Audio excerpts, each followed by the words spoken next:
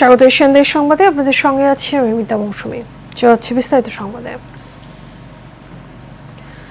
দেশের উপর দিয়ে বয়ে যাওয়া তাপপ্রবাহের তীব্রতা বাড়তে পারে এবং অব্যাহত থাকতে পারে, তাই 3 দিনের জন্য হিট অ্যালার্ট দিয়েছে আবহাওয়া অফিস। আবহাওয়াবিদ ডক্টর মোহাম্মদ আবুল কালাম মল্লিক সতর্ক বার্তায় জানিয়েছেন, দেশের উপর দিয়ে চলমান তাপপ্রবাহ আজ থেকে পরবর্তী 72 ঘন্টা অব্যাহত থাকতে পারে এবং তাপমাত্রা আরও বৃদ্ধি পেতে পারে। এছাড়া জলীয় বাষ্পের আধিক্যের কারণে অস্বস্তি বৃদ্ধি পেতে পারে। তবে শনিবার সকাল থেকে রোববার সকাল পর্যন্ত ময়মনসিংহ এবং সিলেট বিভাগের 2-1 জায়গায় অস্থায়ীভাবে দমকা ঝোড়ো হাওয়া সহ বৃষ্টি, বজ্রসহ বৃষ্টি হতে পারে। সেই সঙ্গে কোথাও কোথাও বিক্ষিপ্তভাবে শিলাবৃষ্টিও হতে পারে। সারা দেশে দিন এবং রাতের তাপমাত্রা প্রায় অপরিবর্তিত থাকতে পারে। চাঁপাইনবাবগঞ্জের হাসপাতালে হঠাৎ করে বেড়েছে ডায়রিয়া রোগীর সংখ্যা। পরিবারের একাধিক সদস্য একই সঙ্গে ভুগছে ডায়রিয়া, জ্বর, সর্দি, কাশিতে। এতে বেশি আক্রান্ত হচ্ছে শিশুরা। এদিকে হঠাৎ করে রোগীর চাপ বাড়ায় সেবা দিতে হিমশিম খেতে হচ্ছে হাসপাতাল কর্তৃপক্ষকে। চাঁপাইনবাবগঞ্জ প্রতিনিধি মোহাম্মদ নাদিম হোসেনের পাঠানো তথ্যচিত্রে বিস্তারিত জানাচ্ছেন উর্মি আক্তার। কেউ চিকিৎসা নিচ্ছেন হাসপাতালের বারান্দায়, কেউ বা মেঝেতে। হঠাৎ করে ডায়রিয়া রোগীর চাপ বাড়ায় এমন অবস্থা চাঁপাইনবাবগঞ্জের হাসপাতালের। হাসপাতাল কর্তৃপক্ষ বলছে, প্রতিদিন শতাধিক রোগী ডায়রিয়া আক্রান্ত হয়ে চিকিৎসা নিচ্ছেন। এদের মধ্যে যাদের অবস্থা তুলনামূলক খারাপ তাদের ভর্তি করা হচ্ছে। গেল 24 ঘন্টায় ভর্তি হয়েছে প্রায় 100 রোগী, যার বেশিরভাগই শিশু। আমার বাচ্চা ডায়রিয়া হয়ে গেছিল, আমরা হাসপাতাল নিয়ে এসেছি। আল্লাহর রহমতে আমি সুস্থ আছি, আমরা বাড়ি যাচ্ছি। গরম থেকে মনে হচ্ছে, ডক্টরও তাই বলছে গরমের জন্য। ট্রিটমেন্ট মনে হয় খারাপ হয়নি, কিন্তু আপনার ক্লিয়ার বন্ধটা হচ্ছে না, কিছু বুঝতে পারছি। ডায়রিয়া রোগী বেশি আসছে তো আপনার এখানে। দিন ও রাতের তাপমাত্রার তারতম্যের কারণে বাড়ছে অসুস্থতা। সুস্থ থাকার জন্য সচেতনতাই সবচেয়ে বড় অবলম্বন বলছেন চিকিৎসকেরা। প্রতিদিনই 50-এর অধিক বাচ্চা ভর্তি হচ্ছিল এবং গতকাল থেকে সেটা আরও বেড়ে প্রায় শতাধিক বাচ্চা প্রতিদিনই ভর্তি হচ্ছে বমি, ডায়রিয়ার সাথে জ্বর নিয়ে। আমরা আমাদের সীমিত যে মাত্র আমাদের বেড সংখ্যা ডায়রিয়াতে 10টা, এই বেডের অধীনে প্রায় 90 থেকে 100 বাচ্চার চিকিৎসা দিতে হচ্ছে। তো আল্লাহর রহমতে এখন পর্যন্ত সবগুলো বাচ্চাই সুস্থ হয়ে গেছে। এখনো 100-র বেশি বাচ্চা ভর্তি আছে, প্রত্যেকেই চিকিৎসা পাচ্ছে, কিন্তু আমাদের কষ্ট হচ্ছে। ডায়রিয়া আক্রান্ত হলে যথাযথ চিকিৎসার পাশাপাশি পর্যাপ্ত পানি, ফলমূল ও শাকসবজি খাওয়ার পরামর্শ চিকিৎসকদের। Urmi Akter, Asian Television. ফরিদপুরে মধুখালীতে গণপিটুনিতে নির্মাণ শ্রমিক 2 ভাই নিহত হয়েছেন। এই ঘটনায় পুলিশ সহ আহত হয়েছেন আরও অন্তত 7 জন। বৃহস্পতিবার রাতে উপজেলার ডুমাইন ইউনিয়নের পঞ্চপল্লীতে ঘটনা ঘটে। আহতদের উদ্ধার করে মধুখালী উপজেলা স্বাস্থ্য কমপ্লেক্স এবং ফরিদপুরের বঙ্গবন্ধু শেখ মুজিব মেডিকেল কলেজ হাসপাতালে ভর্তি করা হয়েছে।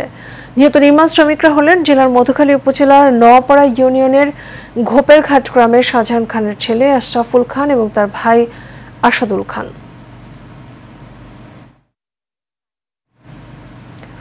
দিনাজপুরের পার্বতীপুরে নৈশ কোচের ধাক্কায় গোলবানু নামে এক গৃহবধূর মৃত্যু হয়েছে। বৃহস্পতিবার রাতে পার্বতীপুর ফুলবাড়ি মহাসড়কে এরশাদনগর এলাকায় এই দুর্ঘটনা ঘটে। নিহতের পরিবার জানায়, পলাশবাড়ি ইউনিয়নের দরগাপাড়া গ্রামে বাবার বাড়ি থেকে ভ্যান যোগে স্বামীর বাড়িতে যাচ্ছিলেন গোলবানু। এ সময় বিপরীত দিক থেকে আসা একটি বাস ভ্যানটি ধাক্কা দিলে মাথা ফেটে গুরুতর আহত হন তিনি। পরে উদ্ধার করে উপজেলা স্বাস্থ্য কমপ্লেক্সে নিয়ে গেলে চিকিৎসক তাকে মৃত ঘোষণা করেন। নাটোরের লালপুরে জালেকা নামে এক বৃদ্ধা বিষপানে আত্মহত্যা করেছেন। ভোরে উপজেলার আরবাব ইউনিয়নের চিকাদহ গ্রামে এই ঘটনা ঘটে। জালেকা একই এলাকার হাসিমের স্ত্রী। স্থানীয়রা জানান, মানসিকভাবে অসুস্থ থাকায় গ্যাসের ট্যাবলেট খেয়ে আত্মহত্যা করেন তিনি। পরে পরিবারের লোকজন তাকে লালপুর উপজেলা স্বাস্থ্য কমপ্লেক্সে নিয়ে আসলে কর্তব্যরত চিকিৎসক তাকে মৃত ঘোষণা করেন।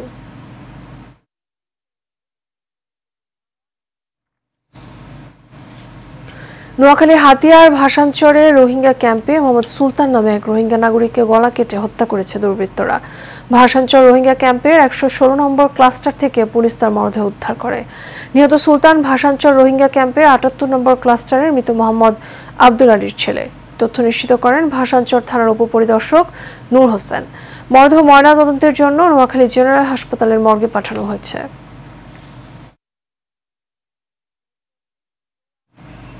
পটুয়াখালীর কলাপাড়ায় ১৩ বছরের আফসানা নামে এক কিশোরীর ঝুলন্ত মরদেহ উদ্ধার করা হয়েছে। বৃহস্পতিবার রাত 8:30টার দিকে উপজেলার টিয়াখালী ইউনিয়নের পূর্ব টিয়াখালী গ্রামের গাজীবাড়ি এলাকা থেকে তার মরদেহ উদ্ধার করা হয়।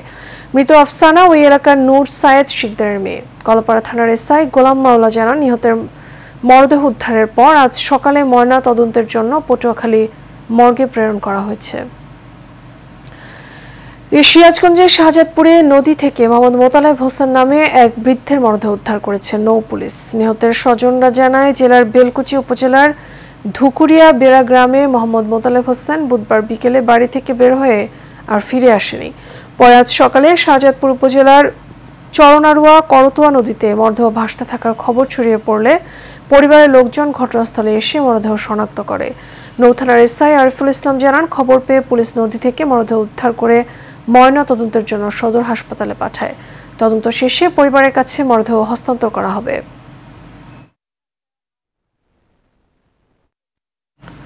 মাদকের আগ্রাসন থেকে রাঙামাটিবাসীকে রক্ষা এবার সাহসী অভিযান পরিচালনা করেছে ডিবি পুলিশ কর্তৃপক্ষ। বৃহস্পতিবার দুপুর থেকে সন্ধ্যা পর্যন্ত চলমান এই অভিযানে অন্তত 500 লিটার চোরাই মদ তৈরির বিপুল পরিমাণ উপকরণ সহ একজনকে আটক করেছে পুলিশ।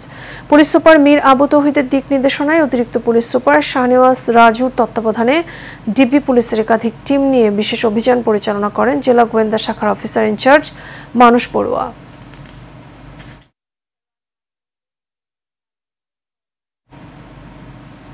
নোয়াখালী হাতিয়াতে ট্রাক বোঝাই 2 টন কফি পাউডার সহ চালক এবং হেলপারকে আটক করেছে জেলা গোয়েন্দা পুলিশ। আটককৃতরা হলো ময়মনসিংহ জেলার মুক্তাগাছা উপজেলার মুসাহেক আলীর ছেলে ট্রাক চালক মোহাম্মদ শহীদুল ইসলাম এবং সোনাইমুড়ি উপজেলার দেউটি ইউনিয়নের বাগপাচরা গ্রামের হেলপার মোহাম্মদ শাহজাহান। নোয়াখালী জেলা গোয়েন্দা পুলিশের কর্মকর্তা নাজিম উদ্দিন আরও বলেন, প্রাথমিকভাবে ধারণা করা হচ্ছে চোরাই কারবারিরা ভারত অথবা বার্মা থেকে কফি পাউডারগুলো পাচারের উদ্দেশ্যে এখানে নিয়ে আসে। চট্টগ্রামের সীতাকুণ্ডের কৃষকরা পরিবেশ বান্ধব মালচিং পেপার পদ্ধতিতে চাষাবাদে প্রতিনিয়ত উদ্বুদ্ধ হচ্ছে। এই পদ্ধতি ব্যবহারে কৃষকরা দ্বিগুণ ফলন পাচ্ছে এবং সেই সাথে খরচের পরিমাণও কমে আসছে। পল্লী কর্মসহায়ক ফাউন্ডেশনের সহযোগিতায় স্থায়িত্বশীল উন্নয়নের জন্য বেসরকারি উন্নয়ন সংস্থা young power in social action YPSA এবং সমন্বিত কৃষি ইনস্টিটিউট 2015 সাল থেকে সীতাকুণ্ড উপজেলায় সম্প্রসারণ করে আসছে। এই মালচিং পদ্ধতিতে চাষাবাদের সেচ কম লাগে, আগাছা এবং পোকামাকড়ের আক্রমণ কম হয় এবং সারে ও কীটনাশকের অপচয়ও কম হয় বলে এই পদ্ধতিতে চাষাবাদে খরচ অত্যন্ত কম হয়। তেমনি উৎপাদন ক্ষেত্রে সনাতন পদ্ধতিতে চাষাবাদের তুলনায় অনেক বেশি ফসল উৎপাদন হওয়ায় কৃষকরা অধিক লাভবান হচ্ছে। আমরা চাই এইরকম ফল চাষ, এরকম চাষি সবাই যেতে উদ্যোগ হয়, সবাই আনন্দ পায়, যেতে আরো মানুষের চাষবাস এগুলা করতে পারে। আমরা মোটামুটি অনেক লাভবান হইতেছি। আমরা আশা করছি যে এই মালচিং চাষটা শুধু সীতাকুণ্ডে নয়, পুরো দেশেই যেন ছড়িয়ে যেতে পারে। সিরাজগঞ্জের উল্লাপাড়ায় ভুল তথ্য দিয়ে সংবাদ প্রচার করায় সংবাদ সম্মেলন করেছেন উপজেলা পরিষদের চেয়ারম্যান প্রার্থী নবী নেওয়াজ খান বিনু। পৌর এলাকার একটি রেস্টুরেন্টে সংবাদ সম্মেলন করা হয়। এতে ভুক্তভোগী নবী নেওয়াজ খান বিনু বলেন, একটি পারিবারিক অনুষ্ঠানে যোগ দেওয়ার ঘটনাকে কেন্দ্র করে ভুল তথ্যের মাধ্যমে বিভিন্ন গণমাধ্যমে সংবাদ প্রচার করা হয়। তিনি বলেন, যে সংবাদ প্রকাশ করা হয়েছে তার কোনো ভিত্তি নেই। আসন্ন নির্বাচনে জয় নিশ্চিত ভেবে নির্বাচনী প্রতিপক্ষের লোকজন সামাজিক যোগাযোগ মাধ্যমে অপপ্রচার চালিয়ে যাচ্ছে। মিথ্যা সংবাদ প্রচারের তীব্র নিন্দা জানান তিনি।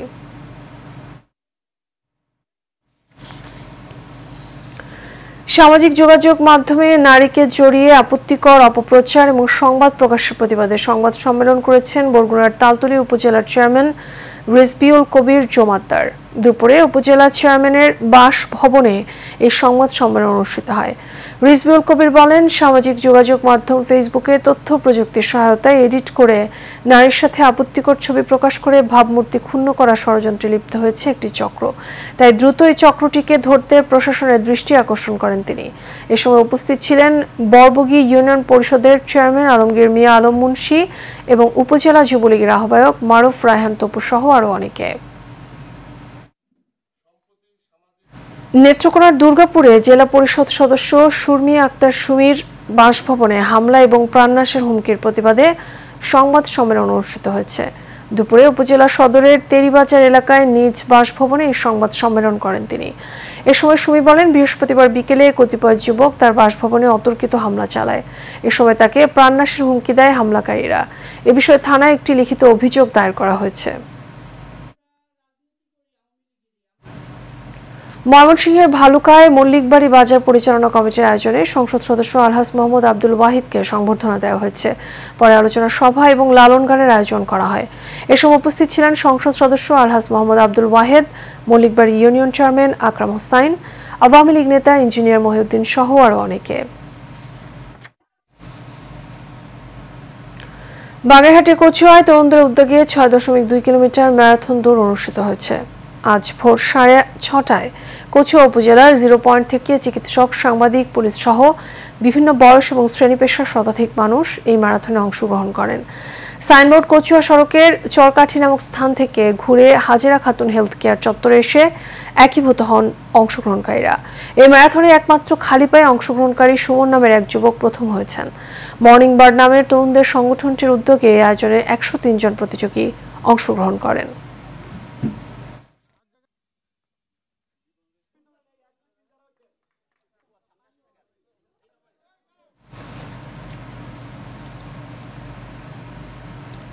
গোপালগঞ্জের টুঙ্গিপাড়ায় জাতির পিতা বঙ্গবন্ধু শেখ মুজিবুর রহমানের সমাধিতে শ্রদ্ধা জানিয়েছেন বাংলাদেশ রেলওয়ে নবনিযুক্ত মহাপরিচালক সর্দার শাহাদাত আলী।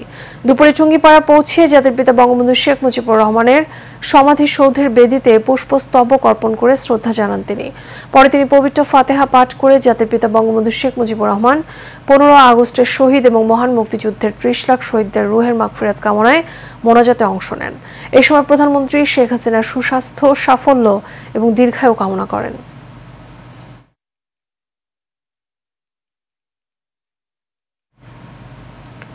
রাঙামাটি কাপ্তাই হ্রদে 25 এপ্রিল থেকে আগামী 3 মাসের জন্য সকল প্রকার মৎস্য আহরণ, বিপণনে নিষেধাজ্ঞা জারি করেছে রাঙামাটি জেলা প্রশাসন কর্তৃপক্ষ।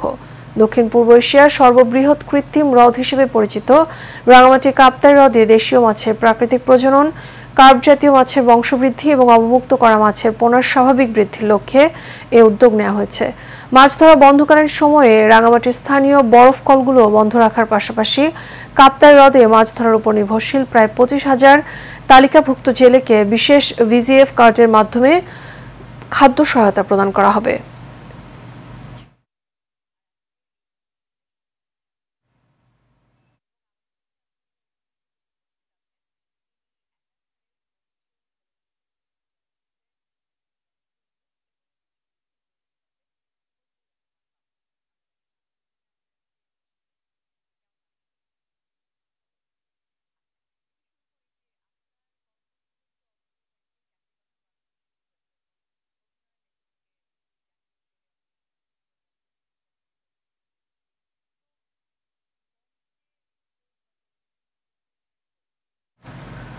বেকারত্বে হতাশায় যখন দু চোখ বন্ধ হয়ে আসছিল, ঠিক তখনই বাবার থেকে অল্প কিছু জমি আর পুঁজি নিয়ে পুকুরে মাছ চাষ শুরু করেন বরগুনা সদর উপজেলার জসীমউদ্দিন। অল্প সময় পেয়ে যান সাফল্য। বর্তমানে 12 একর জমিতে গড়ে তুলেছেন অ্যাগ্রো ফার্ম, যেখানে কাজের সুযোগ হয়েছে অনেক বেকার যুবকের। বরগুনা থেকে জহিরুল ইসলামের পাঠানো তথ্য ছবিতে বিস্তারিত জানাচ্ছেন আনোয়ার রাজ। বরগুনার সদর উপজেলার জসীমউদ্দিন ভাগ্য ফেরাতে চাকরির পেছনে না ছুটে গড়ে তুলেছেন সমন্বিত কৃষি খামার। বাংলাদেশের যে বেকার সমস্যা, এই সমস্যাটা কৃষিকাজ থেকেই এর দূরীকরণ সম্ভব। এই ধরনের খামারি অথবা অ্যাগ্রো বেজে এটা দূরীকরণ করা সম্ভব এবং সফলতাও পাওয়া সম্ভব। বছর কয়েক আগে বাবার দেয়া অল্প কিছু জমি আর পুঁজি নিয়ে একটি মাত্র পুকুরে মাছ চাষ শুরু করেন এই উদ্যোক্তা, আর এতেই পেয়েছেন সাফল্য। যেখানে বছর জুড়ে বিভিন্ন শাকসবজি, ফলমূলের পাশাপাশি মাছ চাষ, মুরগি ও গরুর খামার গড়ে তুলেছেন তিনি। সেই সাথে পালন করছেন বিভিন্ন জাতের কবুতরও। আমার ফ্যামিলিতে 5 জন লোক, আমি এই গেটটা শুরু থেকেই আমি আর কি কর্ম করতেছি। এটা আমার আল্লাহর রহমতে খুবই আর কি ভালোই আছি এখানে কর্ম করি। যে এলাকা সবাই আইয়া মানে আমার দ্বারে দেখাশোনা করে, আবার পরামর্শ নেয়। 12 একর জমিতে বর্তমানে গড়ে তুলেছেন এগ্রো ফার্ম, যেখানে কাজের সুযোগ হয়েছে স্থানীয় অনেক বেকার যুবকের। আবার তার দেখাদেখি সমন্বিত কৃষি খামার করতে আগ্রহী হচ্ছেন অনেকেই। এখান থেকে পরামর্শ নিছি, এখানে ঘের করছে, এই ঘের দেখার পরে আমরাও ঘের করে তারপর লাভবান। এটাই মডেল, এই যে দেখার পরে আমরা নিজেরা করছি, আমরাও চাই যে আমরা লাভবান হওয়ার জন্য। এদিকে জসিমের এই কৃষি খামার নিয়মিত পরিদর্শনের পাশাপাশি সহযোগিতা করছে স্থানীয় মৎস্য বিভাগ। ওনাকে আমি প্রাইমারি কিছু পরামর্শ, আমাদের মৎস্য চাষ সম্পর্কিত পরামর্শ আমি প্রদান করি, তো উনি সেভাবে চাষ করছেন। সব মিলে এইটাকে যদি আরও পরিকল্পিত এবং সায়েন্টিফিকভাবে আমরা মাছ চাষ করি, তাহলে এখানকার প্রোডাকশনটা আমরা একেবারে কাঙ্ক্ষিত মাত্রায়, আমরা এখান থেকে 60 থেকে 70 টন মাছ আমরা এখান থেকে উৎপাদন করতে চাই। বছরে 50 থেকে 60 লাখ টাকা আয়ের আশা উদ্যোক্তা জসিমউদ্দিনের। আনোয়ার রাজ, এশিয়ান টেলিভিশন। এশিয়ান দেশ সংবাদ পর্যন্তই। আমাদের পরবর্তী সংবাদ দেখার আমন্ত্রণ রইল। এতক্ষণ সাথে থাকার জন্য ধন্যবাদ সবাইকে।